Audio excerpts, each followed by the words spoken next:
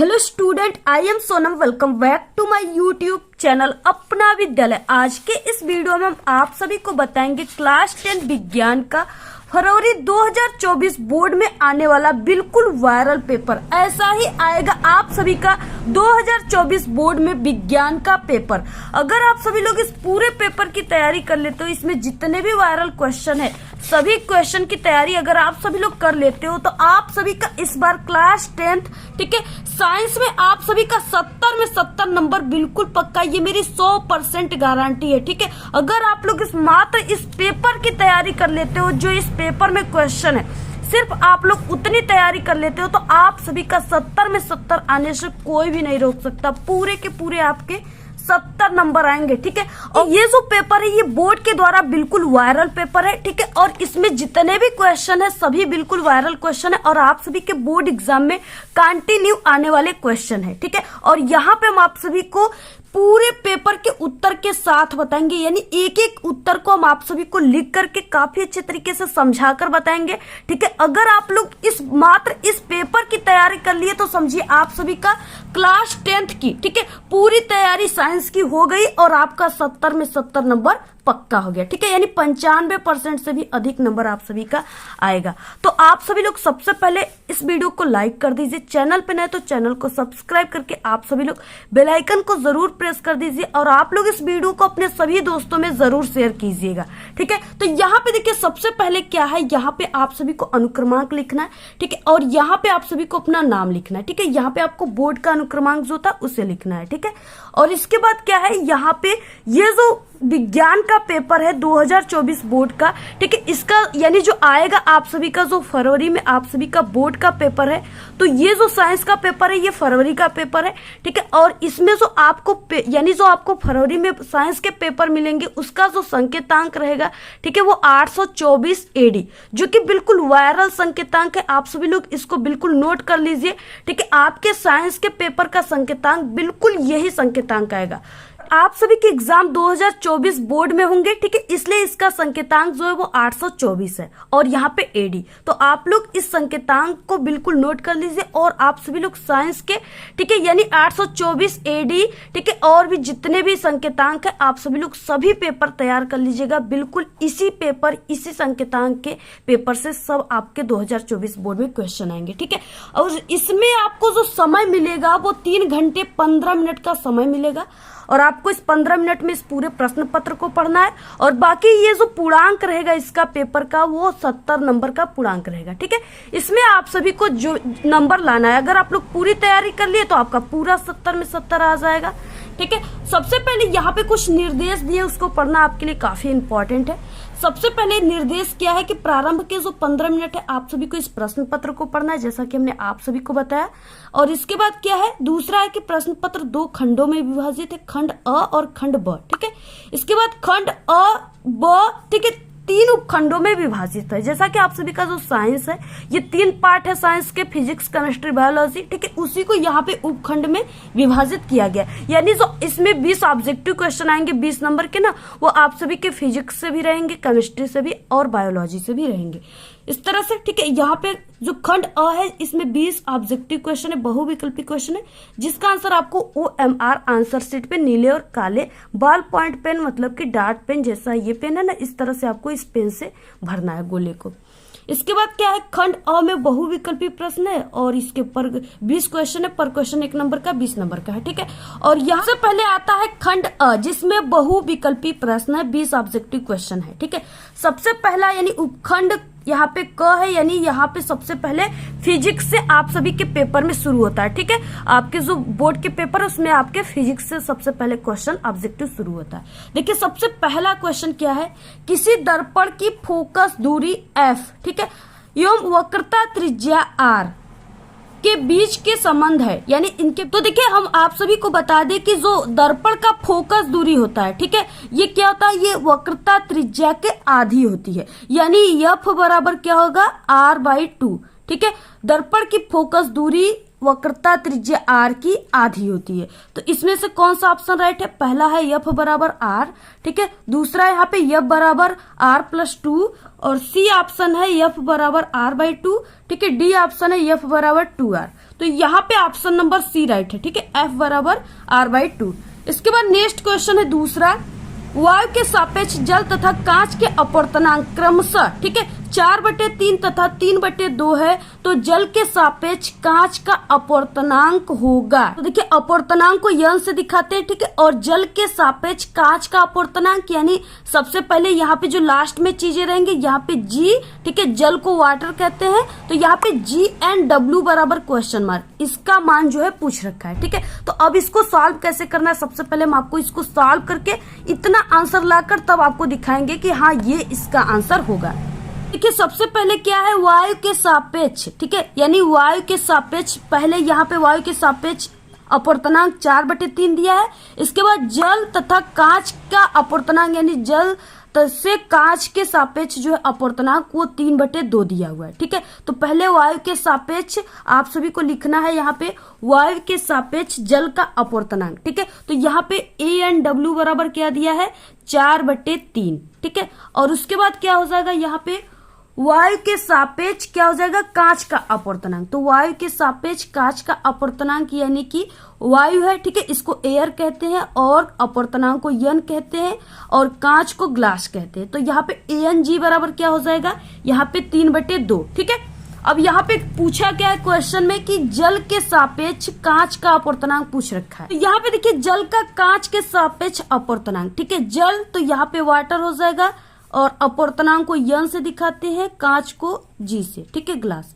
तो यहाँ पे WNG बराबर क्या हो जाएगा, यहाँ पे हो जाएगा ANG, ठीक है, और बटे के यहाँ पे हो जाएगा ANW, इस तरीके से हो जाएगा। अब ANG का मान कहाँ है, ANG का मान यहाँ पे 3/2 है, तो इसको आपको लिखना है WNG इक्वल, यहाँ पे ANG का मान 3/2, ठीक है, 3/2 हो गया। और A&W का मान यहाँ पे दिया है 4/3, तो आप लोग इसको इस तरह से लिख सकते हो, यानी कि यहाँ पे आप लोग लिख सकते हो 4/3, इसको ऐसे भी लिख सकते हो। ठीक है, और आप सभी लोग यानी ये 3/2 के 4/3 क्या है, भाग में है, तो आप सभी लोग इसको ऐसे भी लिख सकते हो, यानी W, ठीक है, NG बराबर यहाँ पे हो जाएगा 3/2 और यहाँ पे भागे, ठीक है, ये भाग का चिन्ह है, भागे 4/3, इस तरीके से हो जाएगा और ये हो जाएगा इसका आंसर। ठीक है, यानी कि जल का कांच के सापेक्ष जो अपवर्तनांक आएगा वो यहाँ पे 3/2 भागे 4/3 आ जाएगा। ठीक है, तो इसमें देखिए ऑप्शन कौन सा सही है, यहाँ पे देखिए 4/3 प्लस 3/2 ये गलत है। इसके बाद नेक्स्ट है 3/2 माइनस 4/3, ये भी गलत है। 3/2, ठीक है, इंटू यहाँ पे 4/3, ये भी गलत है। इसके बाद यहाँ पे देखिए ऑप्शन डी जो है सही है, 3/2 भागे 4/3, ये हमारा आंसर आया, तो ऑप्शन यहाँ पे डी राइट है। नेक्स्ट क्वेश्चन क्या है, तीसरा है, श्वेत प्रकाश के 7 रंगों में से किस रंग की तरंगदैर्घ्य सबसे अधिक होती है। ठीक है, यानी अधिक पूछ रखा है, तरंगदैर्घ्य को लैम्डा से शो करते हैं। ठीक है, और यहाँ पे जैसे जो प्रिज्म होता है ना, उससे क्या होता है, जब श्वेत प्रकाश ऐसे हम प्रवेश कराते हैं तो यहाँ पे क्या होता है, ये 7 रंगों में विभक्त हो जाता है। तो इसमें से पूछा है कि सबसे अधिक जो तरंगदैर्घ्य है वो किसका रहेगा। ठीक है, लाल, पीला, बैंगनी या हरा, तो ये लाल का होता है, रेड कलर का। इसके बाद नेक्स्ट है यहाँ पे चौथा क्वेश्चन, किसी विद्युत बल्ब के फिलामेंट के द्वारा 1 एम्पियर धारा ली जाती है, तो फिलामेंट की अनुप्रस्थ काट से 16 सेकेंड में प्रवाहित इलेक्ट्रॉनों की संख्या होगी। ठीक है, लगभग कितनी होगी, तो आप सभी को पता है, यानी एक इलेक्ट्रॉन का जो मान होता है वो कितना होता है, 1.6 इंटू 10⁻⁻19 कूलाम। ठीक है, ये क्या होता है, एक इलेक्ट्रॉन का मान होता है। ठीक है, अब इसको सॉल्व कैसे करना है, तो सबसे पहले देखिए मान क्या क्या दिए हैं। तो सबसे पहले हमने आपको बताया कि 1 एम्पियर दिया हुआ था और समय जो था टी का मान वो कितना दिया हुआ था, टी बराबर 16 सेकेंड दिया हुआ था। ठीक है, इस तरीके से। अब देखिए आप सभी को पता है, यानी सूत्र क्या होता है, Q बराबर क्या होता है, I इंटू टी होता है। ठीक है, ये सूत्र होता है कूलाम के नियम से। अब यहाँ पे क्या हो जाएगा, यानी I बराबर क्या होता है, Q/T, इस तरीके से होता है। ठीक है, अब यहाँ पे क्या है, I का मान और T का मान दे दिया, तो इसी सूत्र से हल होगा। तो यहाँ पे Q बराबर I का मान 1 एम्पियर इंटू यहाँ पे टी का मान 16 सेकेंड। ठीक है, तो यहाँ पे Q बराबर जो हो गया, ये 16 कम 16 यानी 16 कूलाम हो गया, इस तरीके से। और यहाँ पे तो Q का मान आ गया यानी चार्ज आ गया। ठीक है, अब चार्ज आ गया तो यहाँ पे अब आप सभी को इलेक्ट्रॉनों की संख्या को निकालना है, क्वेश्चन में पूछा था। ठीक है, तो Q बराबर क्या होता है, फॉर्मूला N इंटू E होता है। ठीक है, जहां पे E जो है एक इलेक्ट्रॉन का मान है और N जो है इलेक्ट्रॉनों की संख्या है पूरा। ठीक है, जो कि हमें निकालना है। तो यहाँ पे हमें N का मान निकालना है और जैसा कि हमने आप सभी को बताया कि E बराबर जो होता है यानी एक इलेक्ट्रॉन का मान जो होता है, यहाँ पे आप लोग लिख लीजिएगा, एक इलेक्ट्रॉन पे जो आवेश होता है। ठीक है, एक जो इलेक्ट्रॉन पे आवेश होता है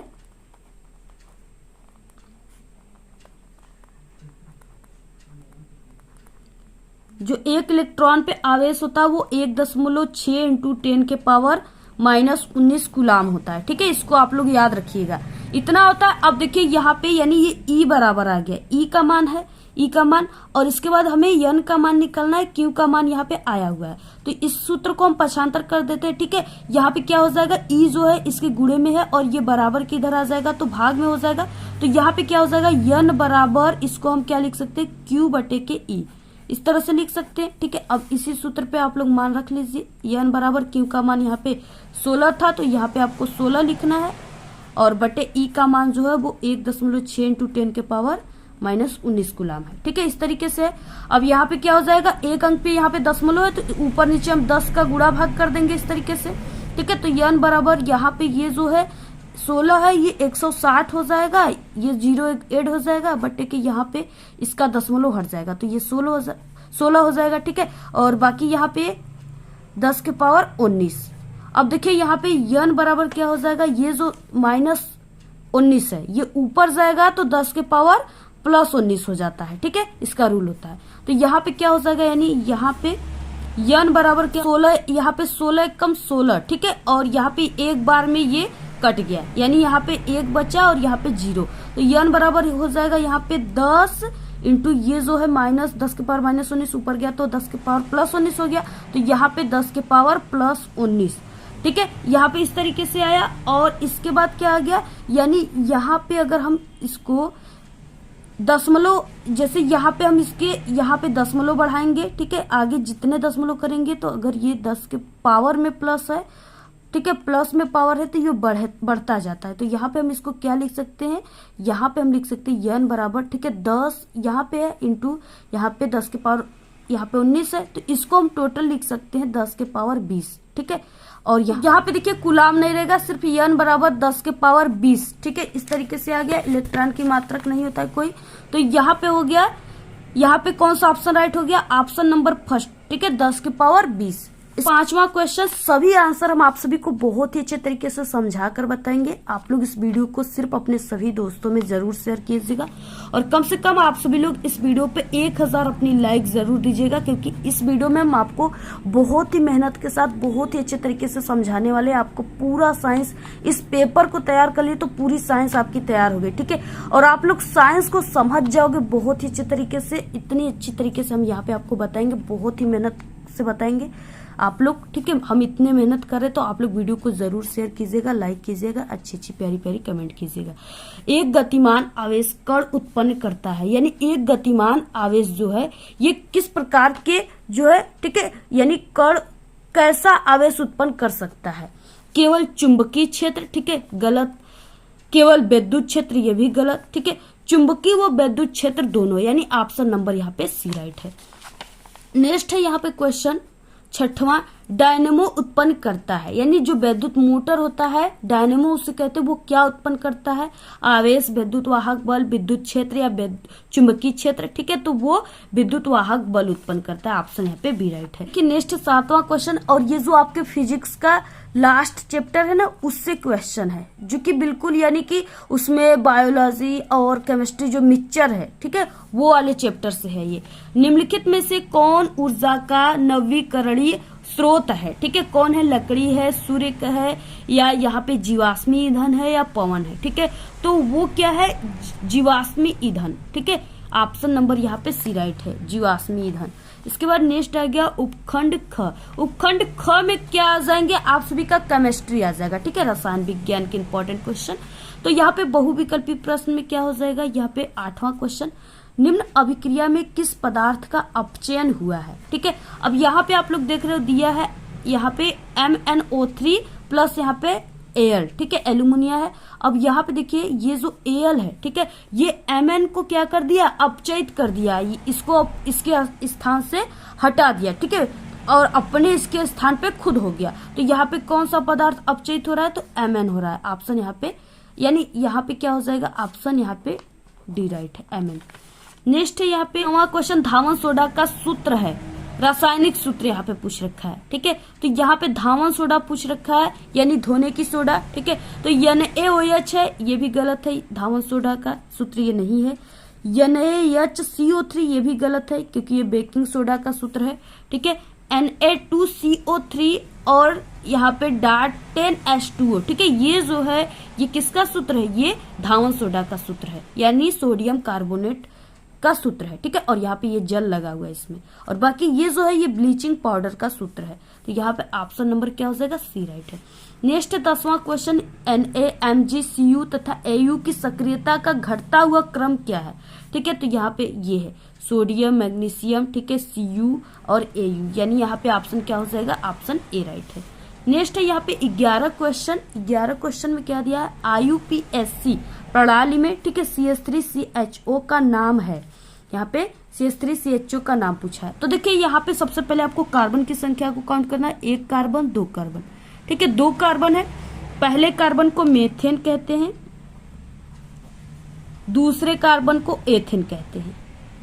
ठीक है, और कार्बन की संख्या 1 और 2 यानी 1 कार्बन 2 कार्बन, ठीक है, C से कार्बन होता है, तो यहाँ पे 2 कार्बन है तो यहाँ पे एथेन हो जाएगा, और प्लस यहाँ पे CHO यानी CHO को कहते हैं अल, CHO को क्या कहते हैं, अल। अब पूरा मिलाकर क्या पढ़ाएगा, एथेनल। ठीक है, तो ऑप्शन कौन सा राइट हो जाएगा, ऑप्शन बी राइट हो जाएगा। 12 क्वेश्चन, निम्नलिखित में से असंतृप्त यौगिक है। असंतृप्त यौगिक का मतलब क्या हो जाएगा, यानी कार्बन और कार्बन के बीच डबल बॉन्ड, ठीक है, या ट्रिपल बॉन्ड। अगर इस तरीके से डबल बॉन्ड और ट्रिपल बॉन्ड कार्बन कार्बन के बीच, ठीक है, CH के बीच या कार्बन कार्बन के बीच पाया जाएगा तो वहां पे असंतृप्त हाइड्रोकार्बन उसे कहा जाता है या असंतृप्त यौगिक कहा जाता है। ठीक है, और बाकी अगर एकल बॉन्ड रहेंगे तो उसको संतृप्त यौगिक कहा जाता है। तो इसमें से कार्बन और कार्बन के बीच यानी CH और CH के बीच कहाँ पे डबल बॉन्ड है, तो ये नहीं कि यहाँ पे आप लोग देख लिए C में यहाँ पे डबल बॉन्ड है तो आप लोग इसको ही सही मार दिए, ये गलत हो जाएगा क्योंकि ये C और ऑक्सीजन के बीच में है। ठीक है, तो ये गलत है और ये भी गलत है। इसके बाद ये जो है ये बिल्कुल राइट आंसर है, यानी यहाँ पे CH और CH2 यानी कार्बन और कार्बन के बीच क्या है, डबल बॉन्ड है। तो ऑप्शन नंबर यहाँ पे सी राइट हो जाएगा। नेक्स्ट देखिए क्वेश्चन क्या है, नेक्स्ट आ गया 13 क्वेश्चन। 13 में है, एक तत्व जो सभी कार्बनिक यौगिकों का आवश्यक अवयव है, ठीक है, संबंधित है किससे है, समूह 1 से है या समूह 14 से है। ठीक है, तो समूह यहाँ पे सी, समूह 15 से है। इसके बाद नेक्स्ट है यहाँ पे उपखंड ग। 14 क्वेश्चन है, पाल्मोनरी सीरा रक्त लाती है। ठीक है, पाल्मोनरी सीरा जो है कहाँ से रक्त लाती, दाएं अलिंद से, बाएं अलिंद से, बाएं नीले से, दाएं नीले से, तो ये बाएं अलिंद से लाती है। ठीक है, ऑप्शन बी राइट है। नेक्स्ट है 15 क्वेश्चन, मनुष्य में ग्रासनाल की लंबाई होती है, तो मनुष्य की जो ग्रासनाल की लंबाई होती है वो 25 सेमी होती है। ठीक है, यानी 25 से 30 सेमी भी कहा जा सकता है, ऑप्शन यहाँ पे बी राइट है। नेक्स्ट है यहाँ पे 16 क्वेश्चन, निषेचन के बाद पुष्प का कौन सा भाग फल में बदल जाता है। ठीक है, तो निषेचन जब होता है तो उसके बाद जो अंडाशय होता है, ठीक है, अंडाशय किस में पाया जाता है, ये मादा पौधे में पाया जाता है। ठीक है, तो अंडाशय जो होता है यही जो होता है फल में बदल जाता है और उसके बाद ये बीजांड में बदल जाता है। तो सबसे पहले यानी निषेचन के बाद कौन सा फल में बदलता है, तो वो अंडाशय, ऑप्शन सी राइट है। नेक्स्ट है मुकुलन पाया जाता है। ठीक है, मुकुलन जो है वो हाइड्रा में पाया जाता है, ऑप्शन। नेक्स्ट है 18 क्वेश्चन, समजात अंगों का उदाहरण है। ठीक है, समजात का मतलब क्या कि यानी कि अंग जो है एक ही रहेंगे लेकिन उसका काम अलग अलग रहता है। ठीक है, तो यहाँ पे यानी हमारा जो हाथ है, ठीक है, वो कुत्ते के अग्रपाद यानी हमारा हाथ यानी मनुष्य का हाथ और कुत्ते के जो आगे वाले पैर होते हैं, ठीक है, दोनों हाथ है, वो कुत्ता का आगे वाला पैर हाथ होता है। ठीक है, लेकिन क्या होता है हाथ से मनुष्य जो होते हैं वो अनेक प्रकार के काम करते हैं, ठीक है। हाथ उनको अलग काम के लिए है और पैर जो है चलने के लिए, लेकिन कुत्तों का जो है वो अग्रपाद जो है यानी आगे वाला पैर वो भी चलने के लिए होता है। तो यहाँ पे उसे समजात अंग कहा जाता है, ठीक है। ऑप्शन यहाँ पे ए राइट, यानी उसमें अंगुलियां होती, सभी चीजें उसमें होते हैं, कुत्ते के भी पैर में, लेकिन उसका जो पैर है, हाथ है, वो पैर में आता है, ठीक है, उससे वो चलता है। तो इस तरीके से ऑप्शन यहाँ पे ए राइट है। 19 क्वेश्चन है यहाँ पे, लैमार्कवाद का मूल सिद्धांत है। तो लैमार्कवाद का मूल सिद्धांत जो था वो उपार्जित लक्षणों की वंशागति, ऑप्शन यहाँ पे सी राइट है। 20 क्वेश्चन है खादिन, ठीक है, और यहाँ पे बंदिश, आहार और खट्टा वे प्राचीन संरचनाएं हैं जो निम्नलिखित में से किसके लिए प्रयोग की जाती हैं, ठीक है। तो ये जल संभरण के लिए प्रयोग की जाती है, ऑप्शन यहाँ पे सी राइट है। अब यहाँ पे देखिए खंड ब है जिसमें उपखंड क है, यानी यहाँ पे फिजिक्स से सबसे पहले क्वेश्चन स्टार्ट हो रहे हैं। दिया क्वेश्चन में 15 सेमी फोकस दूरी के अवतल दर्पण, ठीक है, कौन सा दर्पण, अवतल दर्पण का उपयोग करके हम किसी बिंब का सीधा प्रतिबिंब बनाना चाहते हैं, ठीक है।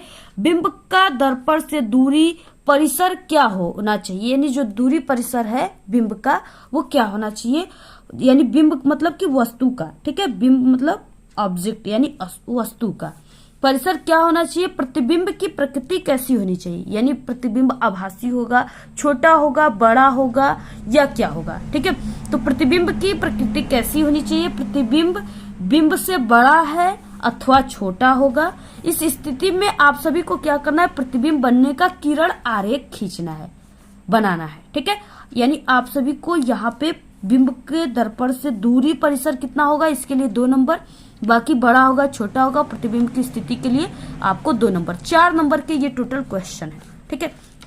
अब देखिए उत्तर क्या हो जाएगा, उत्तर में हो जाएगा अवतल दर्पण में जो बिंब है, ठीक है, यानी जो वस्तु है, वस्तु का सीधा प्रतिबिंब बनने के लिए बिंब को यानी वस्तु को, ठीक है, वस्तु को क्या रखना होगा, ध्रुव तथा फोकस, ध्रुव का मतलब पोल P और F, ठीक है, मुख्य फोकस, ध्रुव तथा मुख्य फोकस के बीच रखना चाहिए। बिंब की दर्पण से जो दूरी हो जाएगी वो 15 सेमी से कम होनी चाहिए, ठीक है, 15 सेमी से कम होगा तभी जो है वस्तु का प्रतिबिंब बनेगा, और प्रतिबिंब की जो स्थिति हो जाएगी वो प्रतिबिंब आभासी बनेगा, ठीक है, क्योंकि ये दर्पण के पीछे बनेगा तो ये आभासी बनेगा तथा सीधा बनेगा, और ये प्रतिबिंब यानी जो प्रतिबिंब, और ये जो प्रतिबिंब है, ठीक है, ये वस्तु से बड़ा बनेगा, बहुत बड़ा बनेगा, ठीक है। तो इस तरीके से अब देखिए किरण आरेख क्या हो जाएगा, कैसे ये बनेगा, कि क्वेश्चन में किरण आरेख पूछा है, यहाँ पे किरण आरेख आपको बनाना है, ठीक है, और ऐसी क्वेश्चन आप सभी के एग्जाम में 101% गारंटी की बिल्कुल पक्का आएगा, ठीक है। 2 क्वेश्चन ऐसे जरूर आते हैं आपके एग्जाम में किरण आरेख बनाने के लिए। तो यहाँ देखिए सबसे पहले अवतल दर्पण बोला, आपको सबसे पहले क्वेश्चन को ध्यान से पढ़ना है और क्वेश्चन में ये देखना है कि इसमें कौन सा दर्पण बोला है, ठीक है। तो ये अवतल दर्पण है, तो चलिए अब अवतल दर्पण हम लोग बना लेते हैं। तो अवतल दर्पण की जो किस तरह से होता है, यहाँ पे देखिए, यहाँ पे इस तरह से, ठीक है, पहले ऐसे करना है। अब आप लोग बताइए कि ये कौन सा दर्पण है, ठीक है। तो ये अभी कोई भी दर्पण नहीं है, जब तक यहाँ पे देखिए, अब इसमें हम कलई कर दिए, ठीक है, जब तक इसके पीछे पेंट करेंगे तभी जाकर ये कोई दर्पण बनेगा, नहीं तो अगर पेंट नहीं करेंगे तो ये सिर्फ गोली दर्पण का कटा हुआ भाग रहेगा, ठीक है। तो इस तरह से ये क्या बन गया, ये हमारा अवतल दर्पण बन गया। अब यहाँ पे इसके बीचों बीच क्या जाती है, मुख्य अक्ष, ठीक है, ये क्या है, मुख्य अक्ष है जो जा रही है। और इसके बाद हमें वस्तु कहाँ पे रखना है, यानी आंसर में क्या था कि वस्तु को, ये ध्रुव हो गया पोल, और इधर सपोज यहाँ पे मान लीजिए कि ये फोकस है, ठीक है, यहाँ पे क्या हो गया, फोकस हो गया। तो यहाँ पे इस तरीके से यहाँ पे यफ हो गया फोकस। अब वस्तु को कहाँ रखना है, फोकस, मुख्य फोकस और ध्रुव के बीच में रखना है। यहाँ पे हमने वस्तु को रख दिया, ठीक है, इन दोनों के बीच में यहाँ पे वस्तु को रख दिया, दोनों के बीच में रखा गया, ठीक है। आप लोग यहाँ पे मान लीजिए कि फोकस है, इन दोनों के बीच में रखा गया वस्तु। अब देखिए सबसे पहले वस्तु के ऊपरी सिरे से, ठीक है, एक किरण आरेख खींचते हैं, तो यहाँ पे किरण आरेख जा रही है, और ये क्या हुआ, अवतल दर्पण से टकराने के बाद ये मुख्य फोकस से होकर अपनी मार्ग में चली जाती है, ठीक है। इस तरीके से ये मुख्य फोकस से होकर चली गई, यहाँ पे मुख्य फोकस है। और उसके बाद एक किरण आरेख जो है हम कहाँ से, यहाँ पे एक किरण आरेख जो है इस तरीके से हम, ठीक है,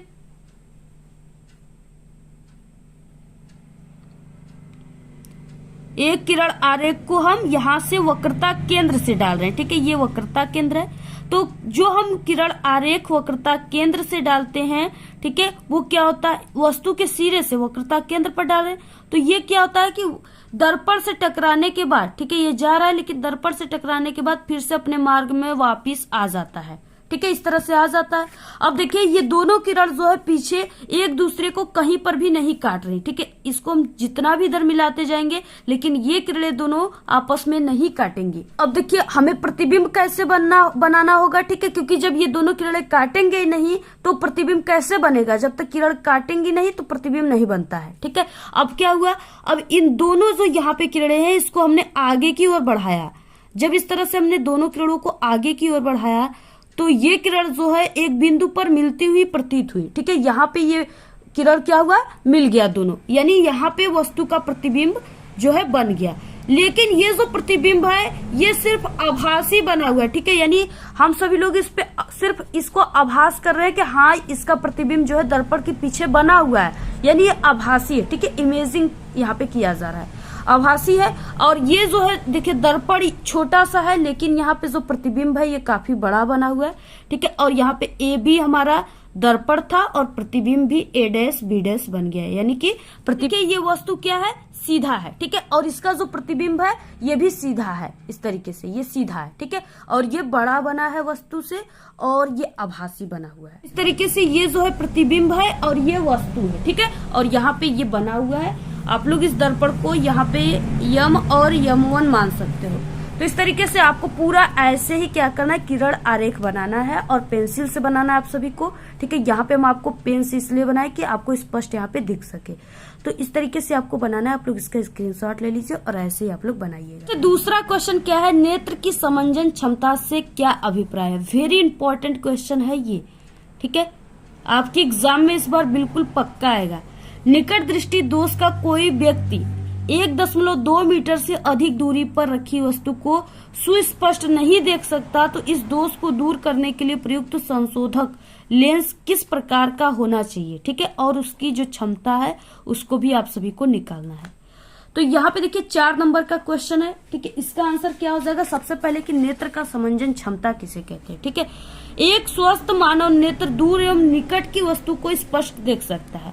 इस कार्य के लिए मानव नेत्र के लेंस की फोकस दूरी घटती बढ़ती रहती है, ठीक है। मानव नेत्र की वह योग्यता जिसके कारण वो नेत्र लेंस की फोकस दूरी घटा या बढ़ा सकता है नेत्र का समंजन क्षमता कहलाता है, ठीक है, समंजन क्षमता कहलाता है। आप सभी लोग देखोगे यानी जो हमारी नेत्र है, ठीक है, नेत्र में जो पाया जाता है यानी कि जो पुतली होता है, अगर आप लोग अंधेरे में जाओगे तो वो पुतली बड़ी हो जाती है अपने आप, ठीक है, और अगर आप लोग प्रकाश में आ जाते हो तो आपके जो आंखों में काले वाली चीज है ना, गोला सा पाया जाता है, उसे पुतली कहते हैं। वो अपने आप प्रकाश में आते हो तो छोटा हो जाता है, और जब वो अंधेरे में जाते हो तो वो क्यों बड़ा हो जाता है, क्योंकि वो बड़ा होगा, ठीक है, जिससे वो क्या होगा, अधिक से अधिक प्रकाश को अपने अंदर लेगा और वो वस्तु की फोकस दूरी बढ़ाएगा, जिससे आपको अंधेरे में थोड़ा बहुत टार्च बाहर आ जाए तो आपको कोई वस्तु दिख सके, ठीक है।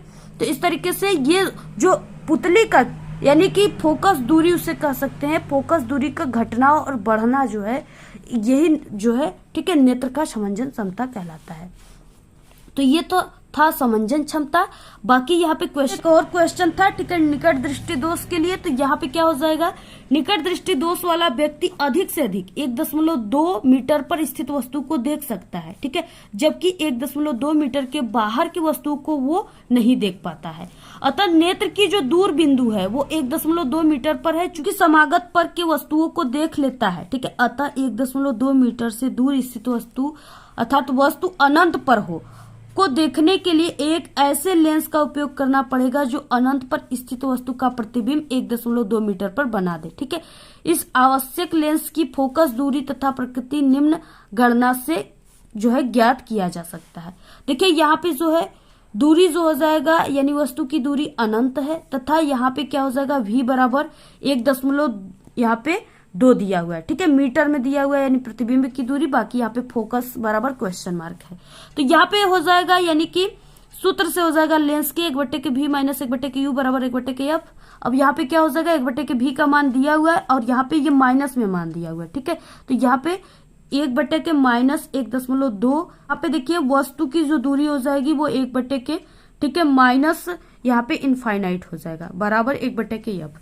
अब देखिए यहाँ पे वस्तु की दूरी यहाँ पे क्या हो जाएगी, इनफाइनाइट है, तो इसका मान यानी क्या हो जाएगा, यफ का मान जो है, ठीक है, ये क्या हो जाएगा, यफ बराबर माइनस 1.2 मीटर हो जाएगा, यानी जो प्रतिबिंब की दूरी है वही फोकस की दूरी हो जाएगी।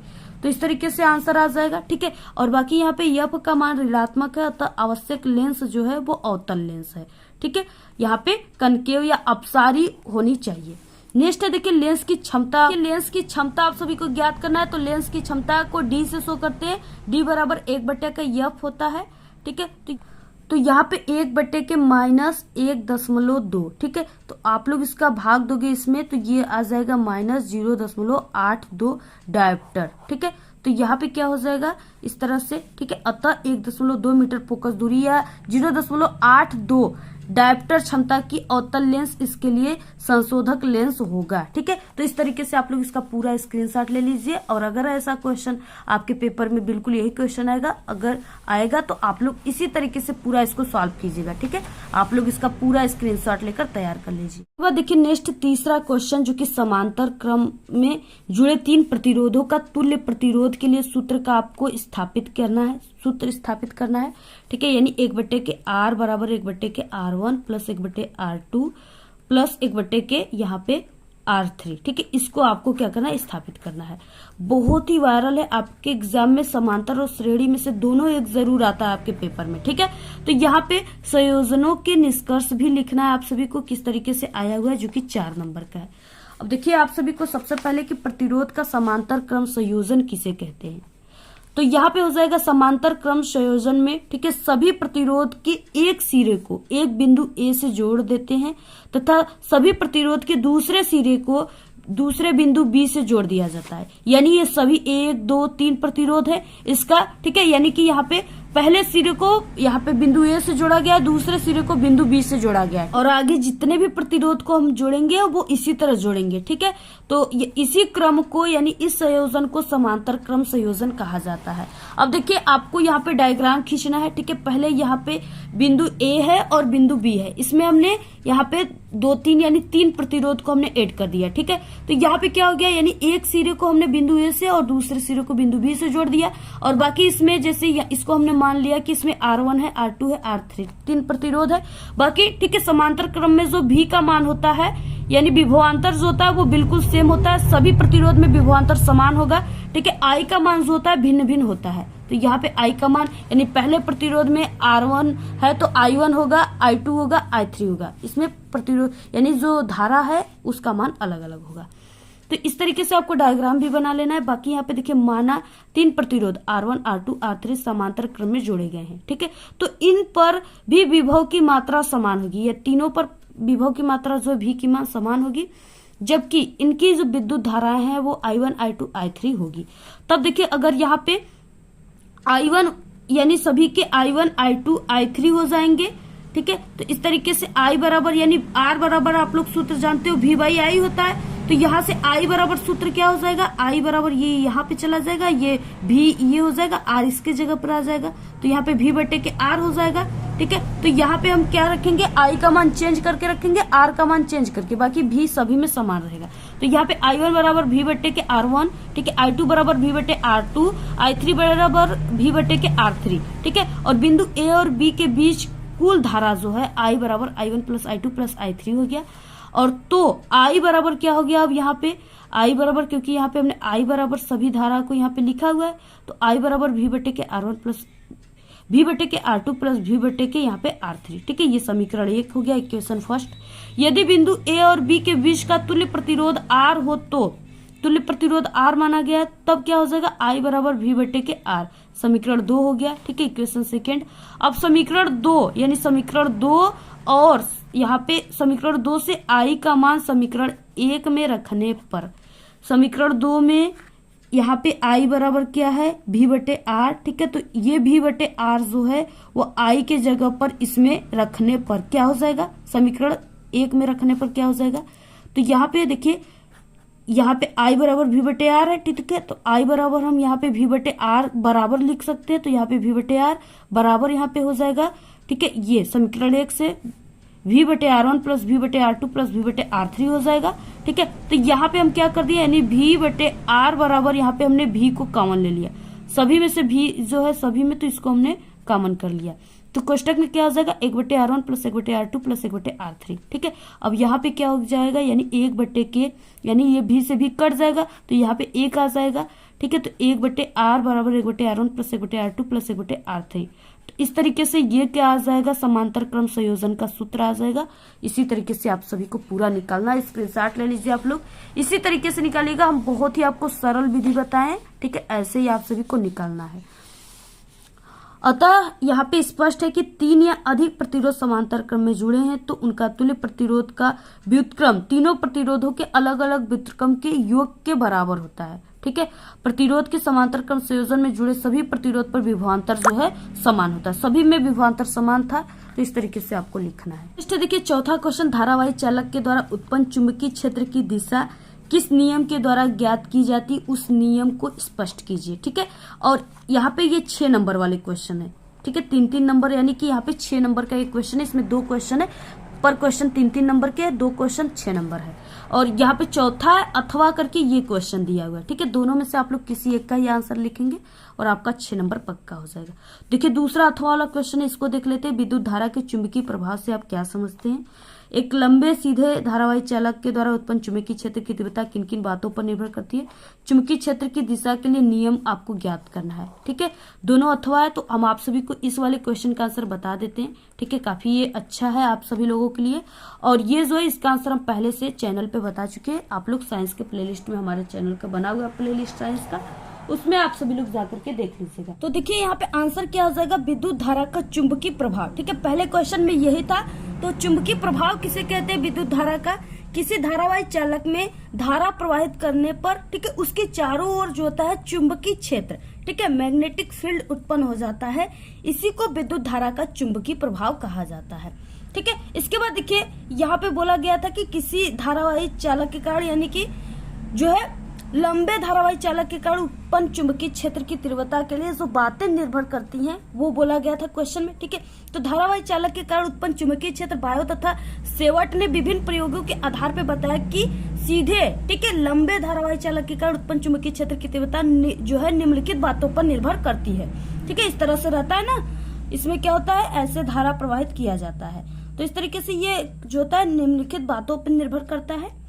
कौन कौन सा, पहला जो है वो चालक खंड की अल्प लंबाई यानी डेल्टा एल के अनुक्रमानुपाती होती है, ठीक है। यानी यहाँ पे क्या हो जाएगा, डेल्टा बी चुंबकीय क्षेत्र है, तो डेल्टा बी प्रोपोर्शनल टू यहाँ पे डेल्टा एल, ठीक है। अल्प लंबाई, डेल्टा को क्या माना गया है, अल्प, यानी बहुत ही छोटी लंबाई। दूसरा क्या है, चालक में प्रवाहित धारा आई के अनुक्रमानुपाती, यहाँ पे डेल्टा बी, ठीक है, प्रोपोर्शनल टू आई, यानी धारा आई को प्रदर्शित कर रहा है। तीसरा, चालक खंड से बिंदु की दूरी आर के वर्ग के व्युत्क्रमानुपाती होता है, ठीक है। व्युत्क्रमानुपाती जहाँ पे बोलेगा वहां पे आप सभी को 1 बटे, यानी यहाँ पे आर या आर का स्क्वायर रखा जाएगा, यानी 1 बटे के रूप में उसे रखा जाएगा, ठीक है। तो यहाँ पे डेल्टा बी प्रोपोर्शनल टू 1/, ठीक है, आर का स्क्वायर, यानी यहाँ पे वर्ग बोला है, इसलिए यहाँ पे दूरी आर के, ठीक है, वर्ग के व्युत्क्रमानुपाती होती है, ठीक है। और चौथा क्या, धारा की दिशा तथा बिंदु के बीच के कोण की ज्या यानी साइन के अनुक्रमानुपाती होती है, delta B proportional to sine theta. यहाँ पे देखिए क्वेश्चन है कि चुंबकीय क्षेत्र की दिशा के लिए नियम भी लिखिए आप सभी को, यानी चुंबकीय क्षेत्र की दिशा जो है कैसे ज्ञात किया जाएगा उसको आपको नियम भी लिखना है, ठीक है। तो यहाँ पे देखिए चुंबकीय क्षेत्र की जो दिशा है वो मैक्सवेल का दक्षिणावर्ती पेंच का नियम जो है इससे ज्ञात किया जाएगा, ठीक है। किरण आरेख क्या है, इस तरीके से यहाँ पे पेंच का नियम है, ठीक है। तो यहाँ पे एक पेंच भी लिया गया है। उत्तर क्या हो जाएगा, यदि हम पेच कसते समय पेचकस को दाएं हाथ में पकड़कर, ठीक है, दाएं हाथ यानी इस हाथ में पकड़कर इस प्रकार घुमाएं कि पेच की नोक धारा बहने की दिशा में चले, तो जिस दिशा में पेच को घुमाने के लिए अंगूठा घूमता है, ठीक है, वही चुंबकीय बल रेखाओं की दिशा होगी। यानी तो समझिए यहाँ पे देखिए ये पेन का नोक है, इसको हम पेचकस मान लेते हैं। तो इस तरीके से जब हम इसको घुमाते हैं, ठीक है, तो ऐसे जब घुमा रहे तो ये जो हमारी अंगूठे की दिशा है ये चुंबकीय क्षेत्र की, ठीक है, चुंबकीय बल रेखाओं की, यानी कि चुंबकीय बल रेखाओं की दिशा को प्रदर्शित करती है। ठीक है, इस तरीके से है। और आपको यहाँ पे ये पेचकस और हाथ को बनाकर इस क्वेश्चन के आंसर को लिखना है। ठीक है, चित्र में दिया जैसे एक तार में धारा नीचे से ऊपर की ओर बह रही है। एक तार में क्या है, धारा जो है नीचे से ऊपर की ओर बह रही है। ठीक है, नीचे से ऊपर की ओर ऐसे बह रही है। अब क्या हुआ, पेंच की नोक को ऊपर की ओर चलाने के लिए दाहिने हाथ के अंगूठे का वामार्थ दिशा में, यानी ऊपर से देखने पर चलाना पड़ेगा।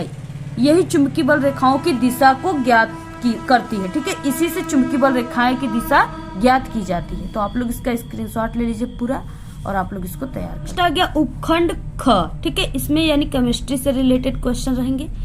जितने क्वेश्चन है समझिए बहुत वायरल क्वेश्चन है। ठीक है, इससे बाहर एक भी क्वेश्चन आएंगे, वेरी इंपॉर्टेंट क्वेश्चन है। और आपके जो बोर्ड का पेपर होता है, आप लोग समझिए कि ऐसे ही क्वेश्चन आपके बोर्ड में आएंगे, ऐसे ही क्वेश्चन पूछे जाते हैं। ठीक है, यानी कि ये नहीं कि बहुत ही सरल सरल क्वेश्चन पूछे जाते हैं, इसी टाइप के क्वेश्चन आपके पेपर में पूछेंगे। तो आप सभी को यानी कि बिल्कुल यही क्वेश्चन आपके एग्जाम में आएंगे। ठीक है, यहाँ पे निम्न पदों का वर्णन कीजिए तथा प्रत्येक का एक एक उदाहरण आप सभी को देना है। ठीक है, 2+2 यानी 2 नंबर इस पे 2 नंबर इस पे, 4 नंबर का क्वेश्चन है। पहला संक्षारण किसे कहते हैं। ठीक है, दूसरा है विकृत गंधिता किसे कहते हैं। संक्षारण का मतलब देखिए क्षरण हो जाना। ठीक है, जैसे क्या होता है बारिश के मौसम में जब हम किसी लोहे के छड़ को, लोहे के कील को, ठीक है, क्या करते हैं 2 दिन के लिए बाहर फेंक देते हैं पानी में। ठीक है, तीसरे दिन आप लोग उस कील को लाओगे, छड़ को लाओगे तो देखोगे उस पे भूरी कलर की परत चढ़ी रहेगी। ठीक है, तो वो उसको जंक लगना भी कहा जाता है और गांव देहात की भाषा में उसे मूर्छा भी कहा जाता है कि मूर्छा पकड़ लिया है। ठीक है, तो यहाँ पे क्या हो जाएगा, यानी उसी को संक्षारण कहा जाता है। जब वो भूरी कलर की परत उस लोहे के पे चढ़ जाती है तो लोहा को धीरे धीरे वो कमजोर करता चला जाता है और एक दिन वो लोहा अगर आप लोग तोड़ोगे तो टूट भी जाएगा। ठीक है, तो यानी उसको संक्षारण, उसी को संक्षारण कहते हैं। अगर आप सभी लोग उसी कील को पेंट करके, ठीक है, अगर पानी में फेंकोगे तो वो मुरझाएगा नहीं, उस पे जंक नहीं लगेगा। ठीक है, तो संक्षारण से बचाने के लिए आपको पेंट भी करना पड़ेगा और इसी पूरी प्रक्रिया को संक्षारण कहा जाता है। ठीक है, इस तरीके से आप लोग यहाँ पे देखिए लिखित आंसर है, इसको आप लोग स्क्रीनशॉट लेकर लिख लीजिए। जब लोहे या लोहे जैसे पदार्थों से बनी वस्तु अपने आसपास अम्ल आर्द्रता यानी नमी, ठीक है, उसी को नमी कहते हैं, आदि के संपर्क में आती है तब वो संक्षारित होती है। ठीक है, इस पूरे प्रक्रिया को संक्षारण कहा जाता है। जैसे लोहे पर जंग लगना जो हमने आपको बताया। बाकी है विकृत गंधिता, इसका मतलब क्या है, जैसे आप सभी लोग जब भी कोई, ठीक है, कुरकुरे आप लोग मार्केट में जाते हो, ठीक है, तो आप सभी लोग जो कुरकुरे होते हैं पैकेट में बंद होते हैं, ठीक है, और जो नमकीन होता है ये सब आप लोग देखोगे। ठीक है, तो उसकी जब आप लोग उसको खरीदोगे तो उसके पैकेट आप लोग देखोगे तो उसकी पैकेट जो है वो काफी फुली होती है, उसमें लोग कहते हैं कि हवा भर गया है। ठीक है, तो उसमें जो हवा होता है वो नाइट्रोजन गैस भरे जाते हैं। ठीक है, नाइट्रोजन गैस उसमें रहता है। वो क्यों भरे जाते हैं, नाइट्रोजन गैस इसलिए भरे जाते हैं कि वो जो पदार्थ है वो जल्दी खराब ना हो। ठीक है, क्योंकि उसको काफी दिनों तक पैक उसमें रहता है तो वो जल्दी खराब ना हो। अगर वो उसमें से नाइट्रोजन गैस निकल जाएगा, ठीक है, किसी तरह से प्लास्टिक पचक जाएगी, नाइट्रोजन गैस निकल जाएगा तो उसमें जो भी पदार्थ भरा हुआ है, आलू का चिप्स या कुरकुरे, ठीक है, वो क्या हो जाएगा, उसका स्वाद बिगड़ जाएगा और उससे गंध आने लगेगी। ठीक है, उसी को विकृत गंधिता कहा जाता है। तेल या वसा युक्त खाद्य पदार्थ अपचयित होकर अपना स्वाद या गंध बदल लेता है। ठीक है, इस पूरे घटना को विकृत गंधिता कहते हैं। जैसे तेल या वसा में तले हुए खाद्य पदार्थ जैसे नमकीन, ठीक है, पैकेट की चिप्स आदि लंबे समय तक रखने पर उनका स्वाद एवं गंध अप्रिय हो जाता है। ठीक है, यानी आपको अच्छी नहीं लगती है, उसमें गंध आने लगता है, उसका स्वाद बदल जाता है। तरीके से आप लोग पूरा इसको लिखिएगा जैसे हमने आप सभी को बताया है। ठीक है, नेक्स्ट है देखिए 6वां क्वेश्चन, और आप लोग देखिए इस वीडियो को ज्यादा से ज्यादा अपने सभी दोस्तों में शेयर करेंगे। ठीक है, यानी आप लोग टारगेट बनाइए कि आप लोग का 1000 इस वीडियो पे लाइक आना चाहिए। अगर इस वीडियो पे 1000 लाइक आ गया तो हम आप सभी को 2024 बोर्ड में आने वाले जो फरवरी का बोर्ड का पेपर है, ठीक है, सभी सब्जेक्ट क्लास 10 के सभी सब्जेक्ट का पेपर हम आप सभी को बता देंगे। और आप लोग अगर उसको तैयार कर लिए तो आपका 95% जो है बिल्कुल क्लियर हो जाएगा और आप लोग 2024 के टॉपर आप सभी लोग ही बन जाओगे। ठीक है, क्योंकि हर साल जितने भी स्टूडेंट हमारे चैनल से पढ़ते हैं वो बिल्कुल कम समय में ऐसे ही वायरल पेपर तैयार करके वो बोर्ड एग्जाम में 95% लाते हैं। ठीक है, और वो टॉपर स्टूडेंट बन जाते हैं। तो आप सभी लोग को भी शेयर करना है। अगर इतना लाइक आ गया तो समझिए आपके लिए न्यू वीडियोस जिस सब्जेक्ट पे आप लोग कमेंट करेंगे उसकी वीडियो हम आपको तुरंत बनाकर दे देंगे, ठीक है। देखिए, और अगर आप सभी लोग का अभी तक किसी भी सब्जेक्ट की तैयारी नहीं हुई है, आपको वो सब्जेक्ट डिफिकल्ट लगता हो, ठीक है, और आपको बोर्ड एग्जाम में उस सब्जेक्ट में फेल होने की डर है, तो हम आप सभी को बता दें कि हमारे चैनल पे क्लास 10th के ऑल सब्जेक्ट में पास होने की ट्रिक है, बिना पढ़े पास होने की ट्रिक है। और अगर आप लोग हमारे इस ट्रिक का यूज करते हो तो 100% आपको जो है पूरे नंबर मिल जाएंगे, ठीक है। यानी वो 100% बिल्कुल जीनियस ट्रिक है, वो आपके एग्जाम में 100% वर्क करता है। तो आप सभी को वो ट्रिक कहाँ मिलेगी, आपको इसी वीडियो के लास्ट में, आपको स्किप नहीं करना है वीडियो को, लास्ट में आप लोग देखोगे तो आपको 4 प्ले लिस्ट दिखेंगी, उसी पर क्लिक करके आप लोग जैसे मैथ में पास होने की ट्रिक, इंग्लिश में, ठीक है, हिंदी में, सोशल साइंस में, जो भी सब्जेक्ट है सभी में पास होने की ट्रिक है, वहां से आप लोग देख सकते हो, ठीक है। अगर आप सभी लोग, ठीक है, और आप लोग यूट्यूब पर भी सर्च कर सकते हो मैथ में पास होने की ट्रिक, ठीक है, यानी जो भी आपको ट्रिक चाहिए उसका नाम, और हमारे चैनल का नाम है अपना विद्यालय, इसका नाम लेकर के यूट्यूब पर सर्च कीजिए या बोलकर या लिख करके, ठीक है, तो वहां पे हमारी वीडियो आ जाएंगी, वहां से भी आप लोग ट्रिक को देख सकते हो। देखिए, बेकिंग सोडा बनाने की 2 विधियों का रासायनिक समीकरण दीजिए, यानी आपको सिर्फ रासायनिक समीकरण देना है, ठीक है। 4 नंबर में, यानी इसमें 2 क्वेश्चन है, 2-2 नंबर का, 4 नंबर का, यानी इसके बारे में आपको नहीं लिखना है कि हमने ये चीजें लिया, ऐसे ऐसे हमने किया तो ये जाकर इतना बना, ठीक है। सिर्फ आपको समीकरण जो होगा उसी को लिखना है। बाकी इसमें एक क्वेश्चन क्या है, खाने के सोडे से सोडा एस, सोडा एस का मतलब क्या हो जाएगा, सोडियम, ठीक है, कार्बोनेट, ठीक है, जिसे धावन सोडा कहते हैं। सोडा एस का मतलब आप लोग समझिएगा कि ये धावन सोडा है। सोडा एस कैसे प्राप्त करेंगे, केवल रासायनिक समीकरण देना है, इसका भी आपको रासायनिक समीकरण ही देना है। तो सबसे पहले कि आपको बेकिंग सोडा कैसे बनाना है, इसकी 2 विधियों को आपको लिखना है, ठीक है। कितनी विधियां, 2 विधि। तो सबसे फर्स्ट विधि जो है वो क्या है, वो तो यही है कि Na2CO3, ठीक है, यानी कि सोडियम कार्बोनेट और प्लस H2O जल प्लस CO2 कार्बन डाइऑक्साइड, इसका जब हम रिएक्शन कराते हैं तो ये क्या बनता है, यहाँ पे ये बनता है Na, ठीक है, NaHCO3, ये जो है ये क्या है, बेकिंग सोडा है, जिसे सोडियम बाइकार्बोनेट भी कहा जाता है, आप लोग यहाँ पे लिख लीजिएगा, ठीक है, सोडियम बाइकार्बोनेट। और यहाँ पे बना, यहाँ पे NaHCO3 बन गया, ठीक है। और यहाँ पे देखिए, यहाँ पे सोडियम की संख्या 2 थी, Na2, बैलेंस देखिए रिएक्शन को कैसे करना है, तो यहाँ पे सोडियम की संख्या 2 है तो यहाँ पे हमने 2 लिख दिया, तो सोडियम की संख्या 2 गई। यहाँ पे हाइड्रोजन की संख्या 2 है तो यहाँ पे हमने 2 लिखा, हाइड्रोजन की संख्या 2 गया, ठीक है। और यहाँ पे जो है, यहाँ पे 1 कार्बन, यहाँ पे 1 कार्बन, यहाँ पे 1 2, ठीक है, 2 कार्बन है तो यहाँ पे हमने 2 लिख दिया आगे इसके, तो ये कार्बन भी 2 हो गए। बाकी यहाँ पे 2, यहाँ पे ऑक्सीजन है 2, 1 यहाँ पे 3 और 3 यहाँ पे, 3 दूना के 6 ऑक्सीजन यहाँ पे है, और यहाँ पे 3 O3 दिया है तो 3 का आप लोग, ठीक है, इसमें अगर गुणा करेंगे तो यहाँ पे हो जाएगा 3 दूना के 6, तो यहाँ पे 6 ऑक्सीजन इधर हो गया, तो यानी सभी जो है तत्व जो है बैलेंस है, यानी ये बिल्कुल राइट समीकरण है, ठीक है। आपको समीकरण भी बैलेंस करना है, ये नहीं कि सिर्फ समीकरण कर दिया आपको नंबर मिल जाएगा, सिर्फ समीकरण करोगे तो 1 ही नंबर मिलेगा, ठीक है, बैलेंस करोगे तब आपको 2 नंबर पूरे मिलेंगे।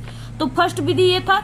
दूसरा विधि क्या था, दूसरा विधि है NaCl, सोडियम क्लोराइड इसका नाम है, H2O जल इसका नाम है, ठीक है, प्लस यहाँ पे इसका CO2 कार्बन डाइऑक्साइड नाम है, और प्लस NH3 यानी इसका अमोनिया नाम है। इसका जब हम यहाँ पे रिएक्शन करते हैं तो ये क्या बनता है, NaHCO3, ठीक है, इसको क्या कहते हैं, इसको सोडियम बाइकार्बोनेट कहते हैं। तो आप सभी लोग देखिए नाम लिख लीजिएगा, जो हम बता रहे हैं आप लोग लिख दीजिएगा, ठीक है, क्योंकि ये वीडियो काफी लंबी हो जाती है, समय भी काफी लगते हैं, तो इसलिए आप लोग इसको लिख लिया करिए।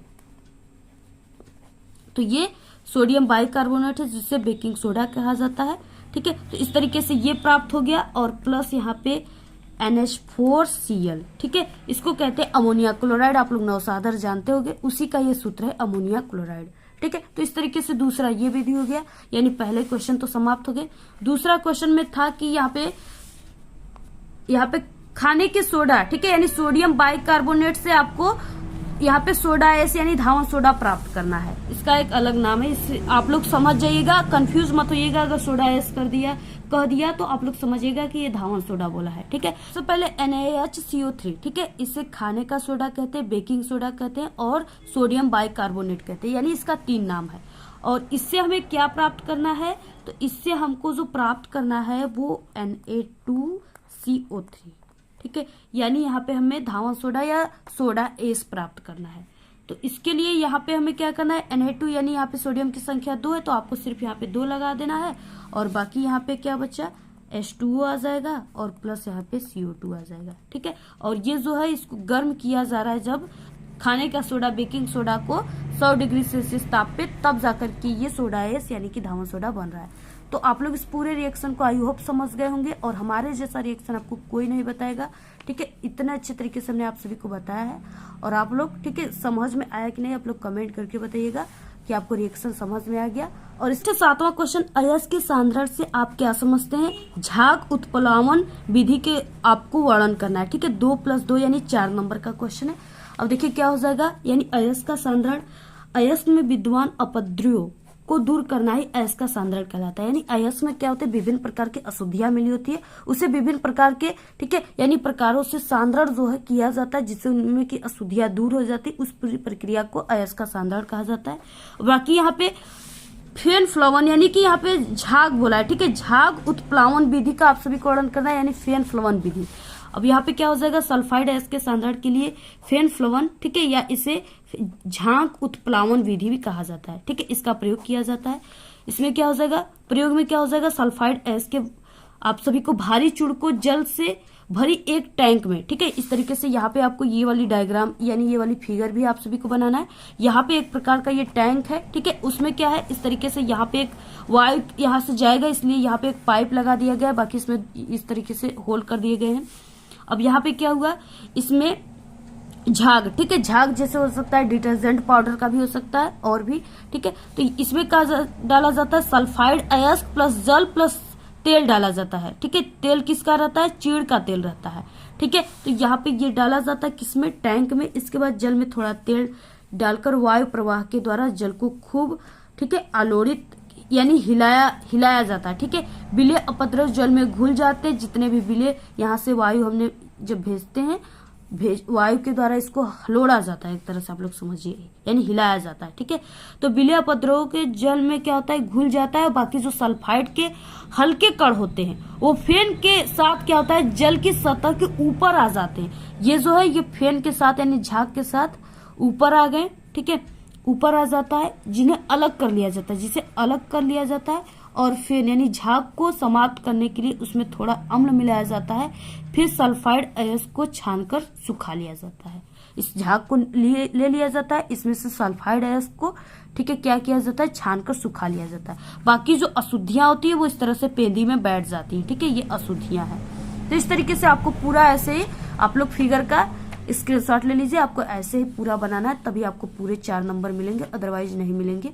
पूरे क्वेश्चन का आंसर लिखेंगे तभी आपको 4 नंबर मिलेंगे। इसके बाद नेक्स्ट 8वां क्वेश्चन, साबुन तथा अपमार्जक में अंतर स्पष्ट कीजिए। ठीक है, ये कितने नंबर का है, 6 नंबर का। आपको इसका अंतर लिखना है। साबुन आप लोग जानते हो, ठीक है, अपमार्जक जो होता है यानी डिटर्जेंट पाउडर जो होता है, ठीक है, जिसको निरमा वगैरह कहते हैं, सोडा वगैरह, वही है। ठीक है, अब इसमें आपको अंतर लिखना है। तो आपको अंतर कैसे लिखना है, सबसे पहले यहाँ पे साबुन, ठीक है, सॉप, और यहाँ पे अपमार्जक, ठीक है, डिटर्जेंट। और इसके बाद देखिए इसमें पहला अंतर क्या हो जाएगा, साबुन लंबी श्रृंखला वाले वसा अम्लों का सोडियम लवण होता है। ठीक है, यानी ये इसमें वसा मिलाया जाता है इसलिए चिकना होता है। इसके बाद ये क्या हो जाएगा, संश्लिष्ट अपमार्जक लंबी श्रृंखला वाले बेंजीन लवण होता है, जो कि सल्फोनिक अम्ल का सोडियम लवण या लंबी श्रेणी वाले ठीक है एल्काइल हाइड्रोजन सल्फेट का सोडियम लवण होता है, यानी ये होता है। साबुन क्या होता है, साबुन कठोर जल के साथ झाग उत्पन्न नहीं करता। साबुन जो है कठोर जल है उससे ये झाग नहीं उत्पन्न करता है। बाकी जो ये निरमा है यानी ये जो है डिटर्जेंट है, ये अपमार्जक कठोर जल के साथ भी झाग उत्पन्न करता है। साबुन को वनस्पति तेल या जंतु वसा से बनाया जाता है। ठीक है, साबुन को किसी वनस्पति तेल के द्वारा भी बनाया जाता है, और जंतु वसा यानी कोई जंतु है उसके चर्बी को पिघला करके वसा निकाला जाता है, उससे भी बनाया जाता है। ठीक है, इसके बाद संश्लिष्ट अपमार्जक कोयले तथा पेट्रोलियम के हाइड्रोकार्बन से बनते हैं। नेक्स्ट है, साबुन जल प्रदूषण नहीं फैलाता है, लेकिन जो अपमार्जक है ये जल प्रदूषण क्या करता है, फैलाता है। ठीक है, जो है डिटर्जेंट जो है अपमार्जक, उसमें झाग होते हैं जिससे ये जल प्रदूषण फैलाता है। इस तरीके से आपको पूरा अंतर लिखना है। अथवा क्वेश्चन इसमें आप लोग इस क्वेश्चन को कीजिए, अथवा आधुनिक आवर्त सारणी का आधार क्या है, समझाइए हम किसी आवर्त के 2 गुण भी आप सभी को लिखना है। ठीक है, 6 नंबर का है।